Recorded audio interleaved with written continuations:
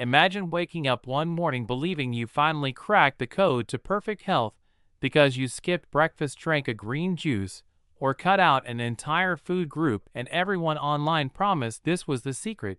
But quietly behind the scenes your body is struggling in ways no one warned you about. This story begins not in a laboratory or a gym, but in ordinary kitchens, offices, and phones where diet hacks spread faster than truth and sound smarter than common sense. For decades humans have searched for shortcuts to health. Ancient cultures believed balance mattered more than extremes, yet modern life loves extremes because extremes feel powerful.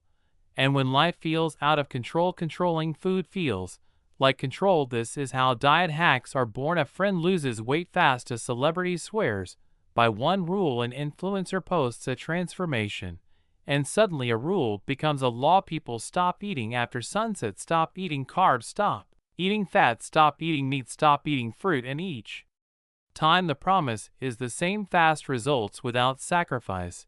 But biology does not work on promises, it works on systems.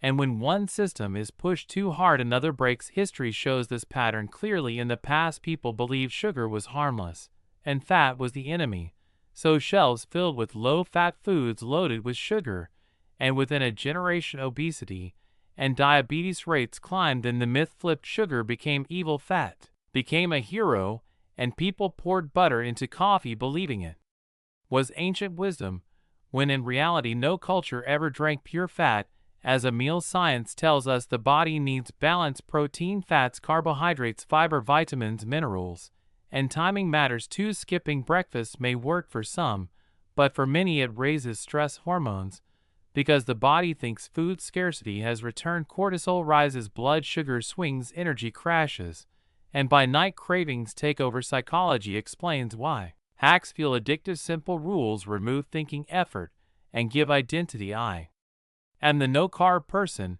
I am the fasting person. An identity feels safe, but health is not an identity, it is a relationship, one that changes with age, stress, sleep, and culture. In the United States and United Kingdom, food is deeply tied to work schedules, social life, and convenience.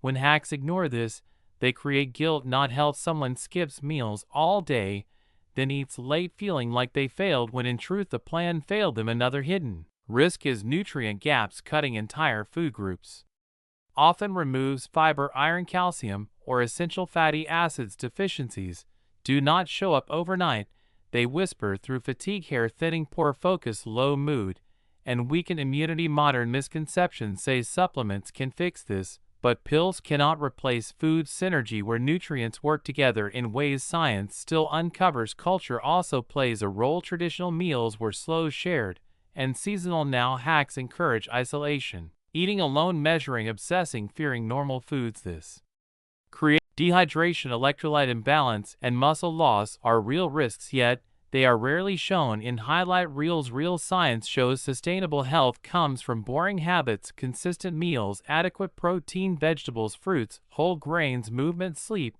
and flexibility. Flexibility is the part hacks remove, and flexibility is what keeps people healthy long term.